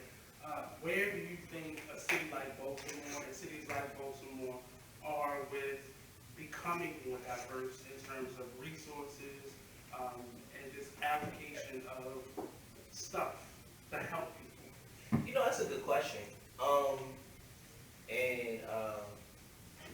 I'm gonna say it like it is, right? Baltimore is at a very interesting point, right? We have activists that's fighting for resources. So Leaders of a Beautiful Struggle and Frontline Solutions and a lot of other grassroots for Children and Youth Fund, which I think was $25 million, I think, this year, between 10 and 25 million. And what this was a fund within Baltimore City that is geared towards making sure that grassroots orgs who are geared towards, youth activism are getting paid and getting allocated resources. So that's a good fight, right? So, but then when you think about diversity, man, and you look at the Baltimore history when it comes to housing, you see a whole different thing. You see that we are really sort of going backwards.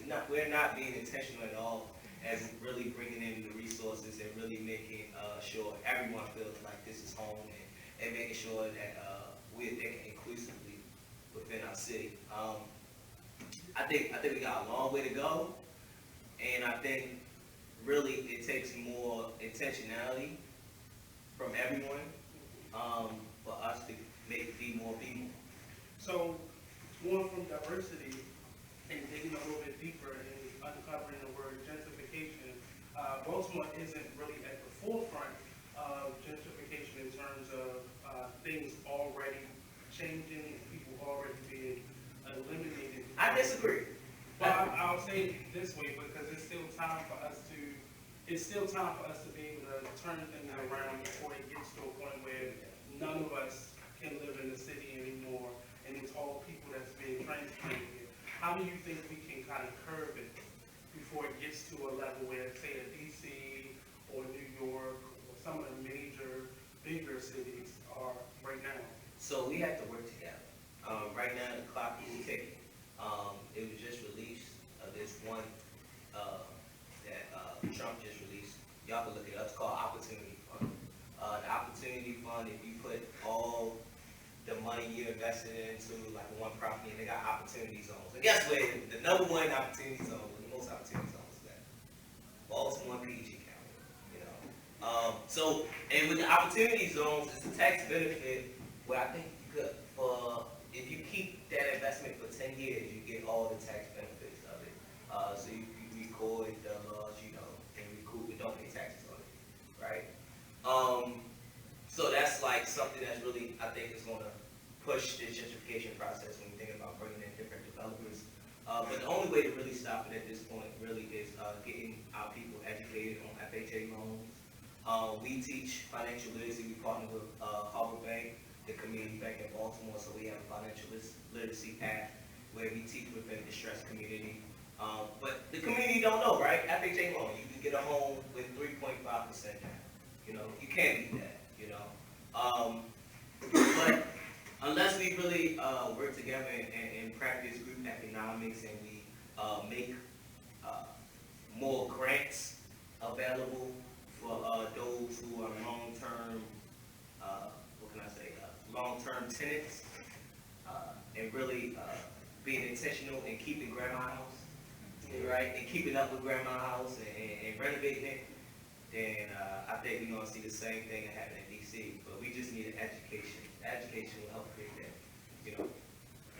So because your focus is really young people, children, how are you in your organization kind of preparing the children for making decisions that will benefit them and not keep them marginalized? Yeah, education, right? So we teach the young people, and not only them, right? We teach their families about financial literacy. We also get them to become young activists for themselves, right? Tap into what they want to do, how they want to bring change to the world. We help them think about not I, but we, right? And help them think about creating a legacy, you know? Like I tell them, like, if you would die today, what would people say about you? I'm living so I can have a great last name, right? And so I want my funeral to be packed, and I want everybody. I want to have a monument here. You know, I want my face to be on the wall somewhere, right? And so if you're not living, you know, to establish a legacy, then you ain't living. And so that's kind of. How do you talk to somebody that's 15 and 16 about forever when they feel like they have forever? That's actually so. Some of them may feel like they have forever, but a lot of the young people that I get caught up with, right? Sometimes it can be the hardest of the hardest. They feel like they don't have forever. Mm-hmm. Like the thing is in Baltimore is you don't live to be 25. Like, you know, you don't live to be 21. You know, they throw that as the culture, even if it's not true. That's what's thrown in your face. That's what you watch on the news, right? And so I had to fight that, right? When I'm trying to talk to them about legacy, like I gotta fight with, okay, you're gonna live long, and it really is really watching what they say, right? And I do it through hip hop. And so anybody know Tupac kept saying, you know, he was saying he was gonna die, you know, and when you throw death out there, death comes at you. You know, whatever you bring out to the universe, I truly believe it comes right back at you. The same thing with Biggie. You know, and so I see it time and time again, even when I talk to the brothers and sisters on the streets. When you throw negative energy or death, is what I call it, then that's exactly what you want to get. So now, kind of bringing your conversation to a close, can you speak on the importance of entrepreneurship, both for adults as well as teaching it to young people? That's a good question.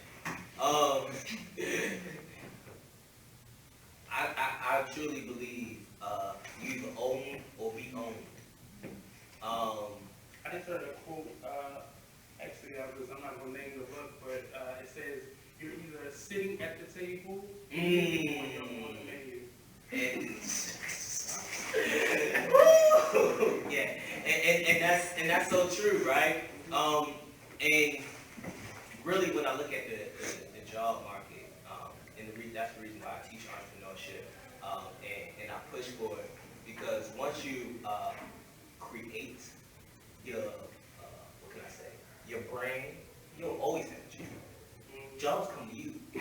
It's no longer you bringing out your resume. They already know what you qualified to do, so they come to you.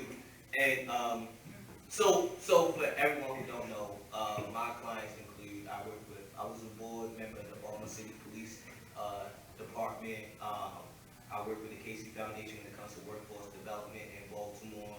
We just did a release report talking about how to improve those youth between the ages of 16 and 28 who are currently unemployed and face a lot of different barriers.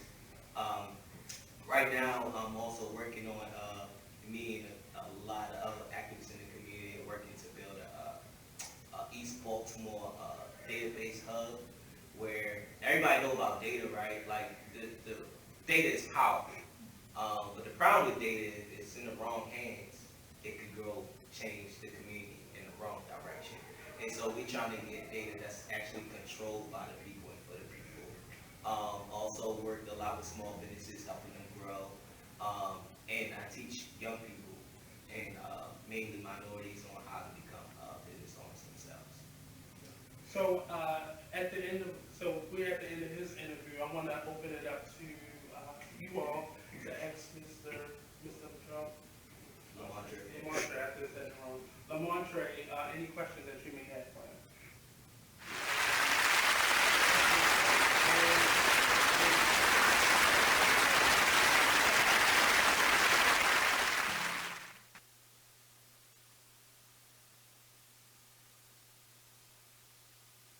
You use Tearless baby shampoo because it's gentle on your baby's eyes.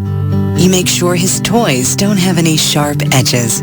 You always test the bathwater to make sure it's not too hot. You taught her what to do when the smoke alarm goes off.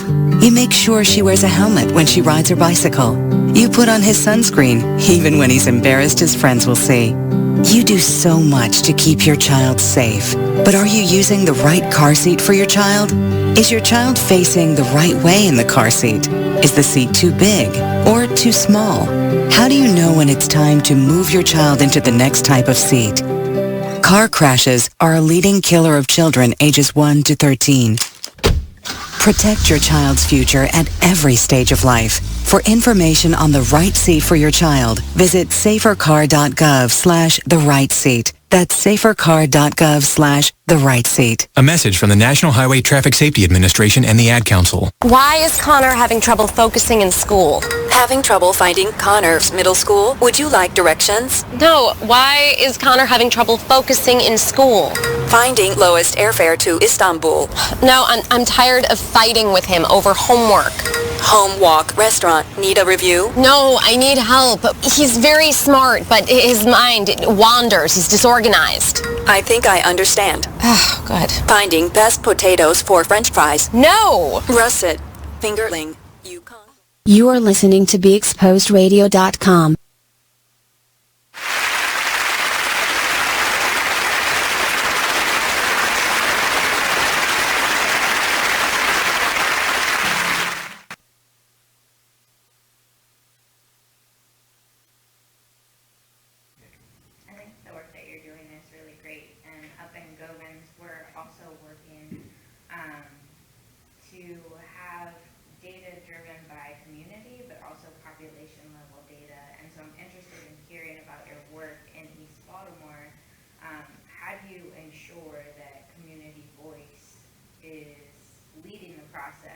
resources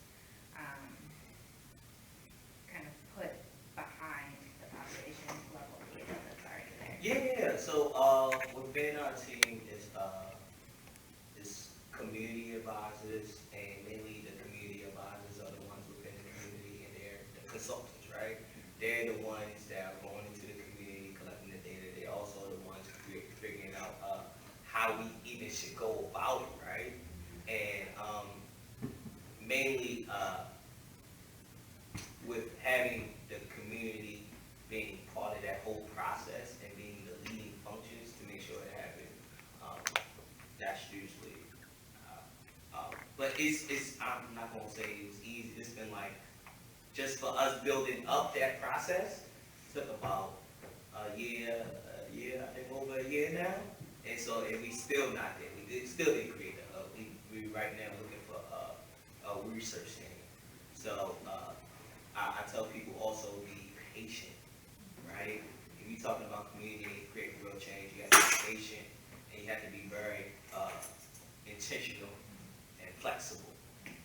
Don't think your way is the best way. If you really want to include the community, know that your way may be changed. And be cool. Any other questions?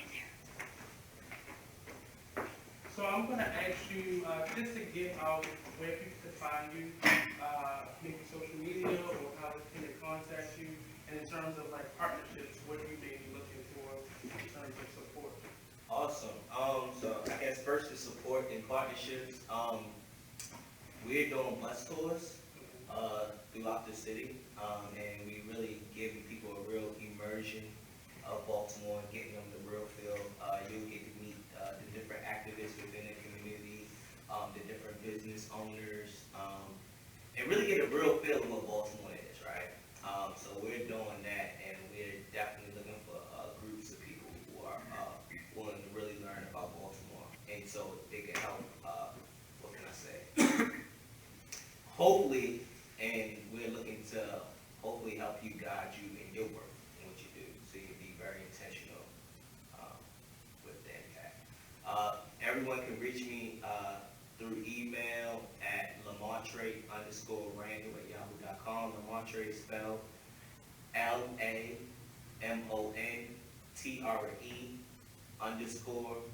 RANDALL@yahoo.com. On Facebook, I am Lamontre, Lamont with R-E at the end, last name Randall. On Instagram, I'm just one name, Lamontre Randall, and I should be the only thing that pop up. Well, I appreciate you Thank coming you. through today, sir. And if you have any questions, we'll definitely tag him and his information to this live once it goes up. Well, thank you, sir.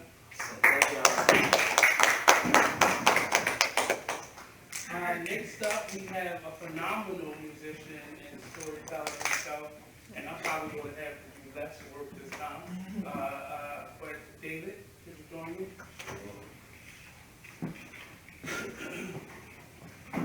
I actually met David, how you know, sir?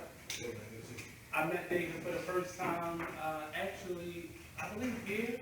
Him and Mama Linda were doing a storytelling radio session, and I had seen him perform out, but I hadn't actually got to meet him yet. And then I got to interview him on air, and I should have said Dr. David. He just recently got his doctorate from Johns Hopkins University. That's a lot, sir. Well, you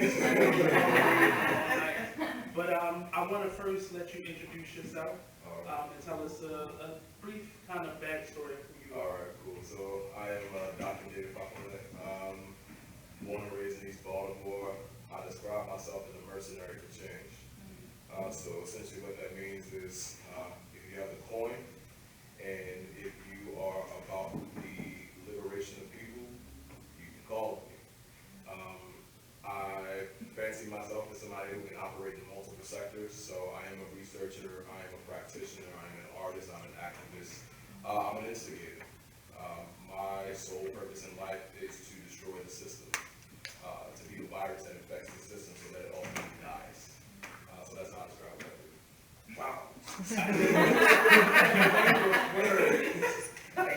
waiting for that first book to come out. And aside from him being a storyteller and an activist, he's actually a musician. He's a drummer. How long have you been playing the drum? I've been an African drummer for well over 20 years. So when did it start? I started at, I think I was about 8 or 9 years old. It started because my mother saw a performance at the National Great Blacks and Whites Museum by the Sankofa Dance Theater. I think it was one of the Couser shows that the museum usually does. She saw this little boy around my age who was drumming. She said, "Oh, I want my son to do that." So she took me to the classes and I stuck with it, and I've been drumming ever since. And you're also a member of Whitehead? I'm a member of Whitehead Productions, social change theater art company. We utilize many artistic forms to talk about the truth and reality of Baltimore and the United States. It's black oriented, but it really speaks to the experiences that many people have when it comes to injustice. Can you tell us the framework or the foundation for your doctorate degree? Ooh, okay. So let's take you all back to 2009. So I graduated from the University of Maryland College Park, double major in psychology and criminology. I was always told by my parents that you have to get a graduate degree. You have to do better than us. You don't have a choice. So I realized that. I didn't know what I wanted to do. Fortunately, before my senior year at Maryland, I did a research program at Rutgers University in New Jersey that introduced me to social science research. I was of the mindset that research is for nerds. I was not a nerd. And that I didn't want to be stuck in a lab all day. But because they paired me with a wonderful professor there who really helped me to see how disparities and inequalities manifested in my own neighborhood, it really was the eureka moment for me. I'm like, okay, this is actually relevant to my life, and I can be in a position to help change that. So that's what really fueled my interest in research. So when I graduated from Maryland, I knew I wanted to do research, but I didn't know what. I just thought about my own journey and my own story, being a black man from East Baltimore, having the opportunities within arts and education and so many other things, and looking at my contemporaries and seeing that they did not have those same opportunities. And, putting my ego aside, I think I'm the bee's knees. I really dated myself with that right. I knew that there were people who were just as intelligent as me, just as capable of doing the things that I do, but it simply didn't have the opportunities. So for me, it was how do I research that? What does that look like? How do we quantify that type of story in research? So I bounced around talking to different professors, researchers at NIH, UMBC, University of Baltimore. It wasn't until I talked to a professor at Johns Hopkins, a black woman, she was the one that told me exactly what I needed to do. So everybody said you could do this, you could do community psychology, you could do urban planning, you could do social work, you could do clinical psychology. She told me, you need to get a PhD in public health. And she said I should get a master's in social work. I didn't do that, but I got the PhD in public health. I said, okay. So I chose public health because someone told me to. And it was the best decision. It really captures everything when you think about how the myriad of factors affect society. So I'm glad I chose public health because it really suits my style, which is I'm all over the place. So public health. So a gentleman like you, and I know you for a little while now, but a gentleman like yourself who is so unapologetically black and not hesitant to tell you how black you are and where you're from, how do you exist in a predominantly white institution that is known for marginalizing this city in their practices over the decades? I give you no choice. You don't have a choice but to acknowledge me. You don't have to like me, but you will respect me, and you'll respect what I do, and you'll respect why I do it. So my first day at Hopkins, when they were introducing the new students, the doctoral students, faculty, all that kind of stuff, I had my chance to stand up and introduce myself. We were on the 9th floor of the building on North Broadway in New Baltimore, my backyard. And I stand up and I say, I look around this room and I don't see a lot of people that look like me. I got into Hopkins in 2013, officially graduated May of this year. There hasn't been a black male doctoral student in that department since me. That's a problem. So I told them, there are a lot of people in here that don't look like me. My goal is that hopefully 10 to 15 years from now, I come back in this room and I see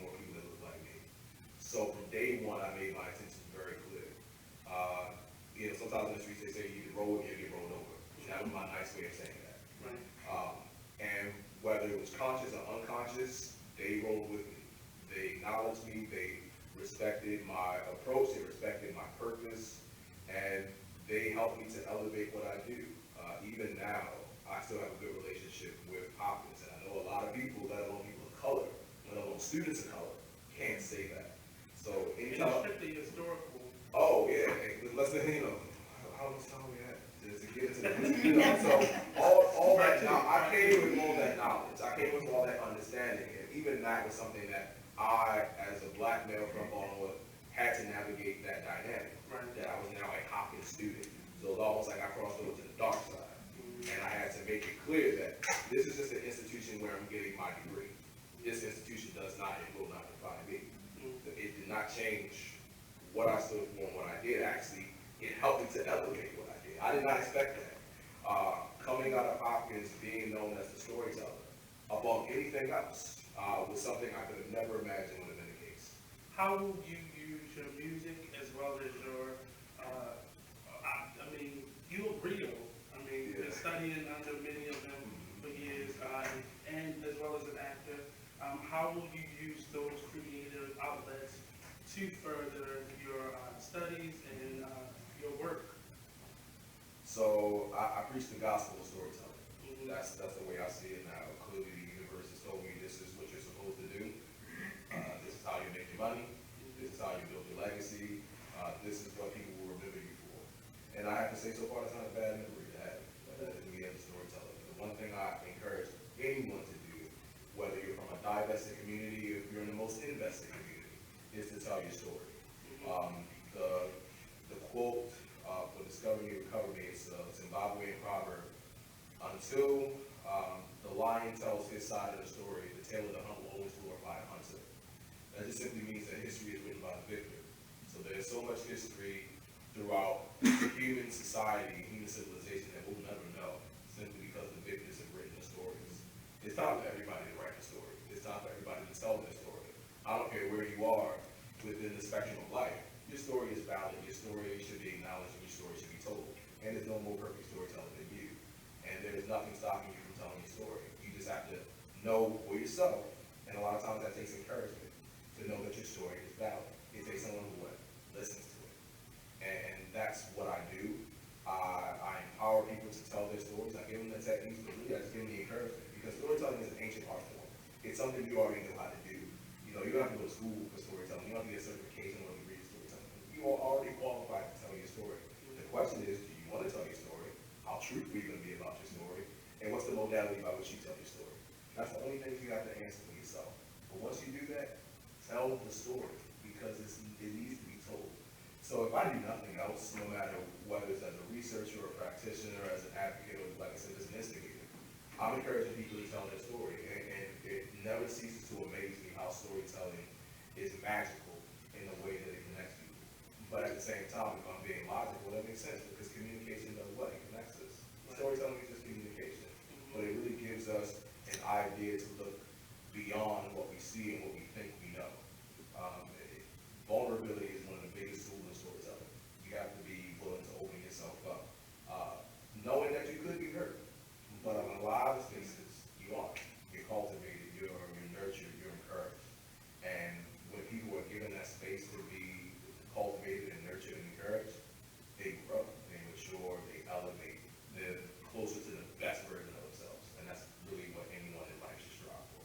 Growing up in a city like Baltimore, being two black men like we are, I noticed a pattern. After probably the age of 16, people stop asking you what you want to be. And they start assuming you just go find a job, a career, in terms of something blue collar, and just work yourself to retirement. Obviously, we both had two black mothers that wasn't playing that. But how did you stay motivated, outside of your parents, of course, but how did you stay motivated in a city that told you, go be a truck driver or a janitor, or the next black, we need black this, we need black this? How did you stay motivated, or how did you find your course in life? So I say first and foremost, I have many opportunities to sow my oats intellectually. and that's essentially.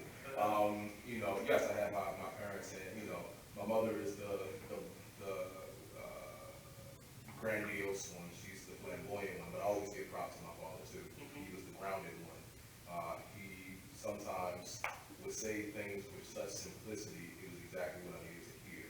And even now, being a father myself and still being his son, I appreciate his simplicity versus my mom's just soliloquies. But I had an extended family. The idea of a black person being a PhD was never foreign to me. My godparents were both PhDs. So I grew up around black academics. I grew up around people who were telling stories of black society and just black culture in a truthful way. I grew up in an actually pretty black museum. So I literally grew up in a museum that was telling me the truth about who I was as a person of African descent. So it's funny, my son was born back in March 2014, and the song that was playing was Teacher Don't Teach Me Nonsense by Fela Kuti. And to me, that is the story of his life. He will never be taught any nonsense because his father was never taught nonsense.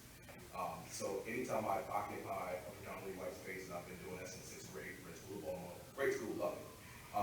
Really, first place where I had to take that test of can I really be around white people and still be myself. It was hard, but I passed. I wasn't taught nonsense. I have been fortunate and blessed, and I don't, try to tap into any arrogance. I'm very blessed to be in a position to where I can occupy these spaces, and they don't change me, I change them. Because they need to be open up to perspectives that they either have never been exposed to or have chosen to ignore. I don't give them the opportunity. We're often taught that, but how did you find that balance not to go to the extreme of just kind of immersing yourself into another culture? It takes practice. When I first got to Princeton, and there's a reason I mentioned that was my first introduction to white people, to be quite honest. And how do I occupy predominantly white spaces? How do I not assimilate, but appreciate cultures outside of my own? And there's nothing wrong with doing that. To me, that's the difference between appreciation and appropriation. I never claimed that their culture was mine, but I can appreciate what they provided me, what they introduced me to. Like, I hope that they appreciated what I offered them, and what I appreciated about Friends is they gave me that. I told stories at Friends. I did African drumming at Friends. So they were introduced to a side of black culture they probably haven't been introduced to before, and they showed their appreciation to me. And I showed I love metal. I love bluegrass. My best friend in middle and high school was a white guy from Russia. I learned Russian. So I was in a space that was comfortable to step outside of my comfort zone. Now, there were definitely those moments because it's still a predominantly white institution and they have their own issues and legacy of racism that they fortunately acknowledge more so than they ever have before. I really give props to the new head of school for really being upfront about that. And I think he said that the uprising really switched them over. And that was current. Yeah, we need to, exactly. So we talk about 2015, Friends has been around since the 1700s. It's the oldest school in the state of Maryland. So yeah, there's a lot of history there. And there were those instances of racial prejudice. And it usually was hidden. It wasn't really overt to one student of color or another. It was, somebody wrote something here or said something there. They never had the guts to say it to your face because they know they'd be punching them out. But what I appreciated is that they allowed a platform to air our anger, to air our pain, but to find ways to grow from that. Right. And I think it's much more systemic now than it was when I was a student, which is why I'm willing to be an active alumnus of Friends, because they are trying to really atone for a lot of their sins. They realize that they have sinned when it comes to racial injustice. They need to atone for it. I'm willing to help them do that.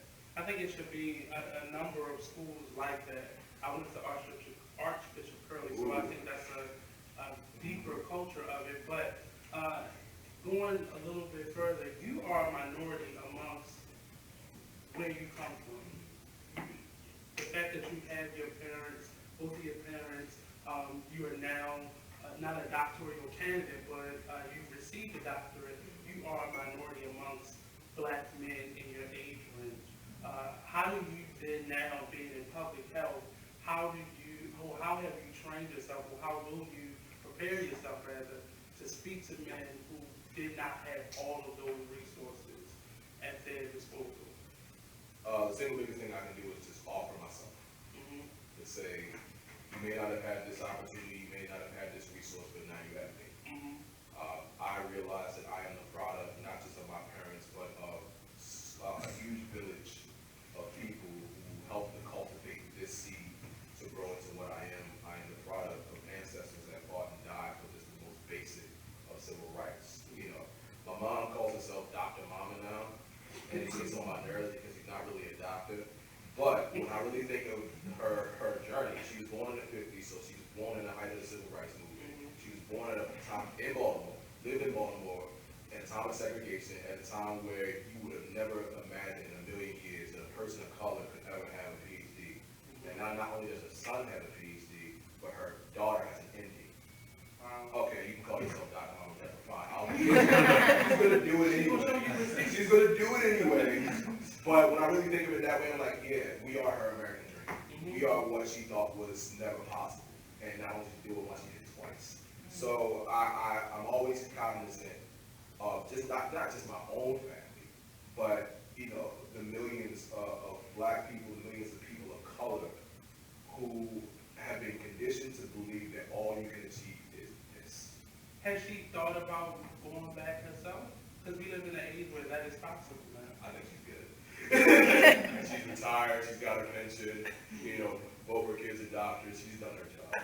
So I think she remains active. She's always been, and she has my son to pour all her love into now. And I've seen it already. We met the principal of his new school early this week. She is going to be a piranha in this school. But she's always taken education so seriously because education helped her to elevate within her family. I don't think there was anybody who got above a high school degree before my mother got a bachelor's and a master's. So she saw how education transformed her life, and then my sister and I were the quantum leap. She's seen how it's elevated our lives. So to me, she is gung-ho on, we need to improve education, not just in schools, but really in home. You can teach your kids everything you need to know at home, and then school is really the supplement or the complement to that, as opposed to being the necessity. She is 100% on top of that. So that's where her life's work is now. She's done what she needed to do for us, and now she's able to help. And she did that even with, while she was raising us, of course, but to help other kids to get those opportunities and just to know what is possible. If I do nothing else, I just want to show people, not just kids, but people, this is possible. So in speaking to a generation of individuals or generations where you're being taught to have a trade versus education, and I don't knock anybody's profession or job title, but I'm a person who strongly believes, because I have grandparents and aunts and uncles who did not finish high school, and I know how important it is to have at least an education. It doesn't really, because we have a lot of doctorals out there who are managers at fast food places, because the jobs just aren't there. But can you speak to individuals who, especially in this millennial age bracket, I don't need school. I have YouTube, I can do this without education. Can you speak to how important it is to be on the other side of that? Right. Good luck with that YouTube thing. That's like one of a million shots. And, I have to stop my son half the time from watching some of that stuff because it's just so stupid. It's not even as inappropriate as this job. But anyway, it's unfortunate, for a number of reasons, really capitalism, not to get super philosophical, that education in a lot of ways has become devalued. Because now you have to decide, do you want to incur tens and hundreds of thousands of dollars of debt to get a piece of paper that no longer really guarantees you a job? So I don't mind, to me, so I'll use my son as an example, because he's grown up in this age. All these realities are set before him, and yeah, I have my resources that I can provide that are, atypical, relative to who we are, as people of color. If my son wanted to go into a trade, go for it. Because it doesn't matter how educated you are, you're going to need a plumber. You're going to need an electrician. You're going to need somebody to do this and do that. So, and trust me, I had to come down off my pedestal and my high horse for that as well. Because I used to think, oh, you got to go to college. You don't go to college, what are you doing? And then I used to be all uppity about, oh, you got to go to this college and that college. All college does, especially if you're talking about an undergrad degree, is demonstrate your capacity to think. That's all it really does. And that's important. You have to be able to know how to think critically. And in this day and age of fake news and just the alteration and manipulation of the truth and of stories, which is why stories don't make sense.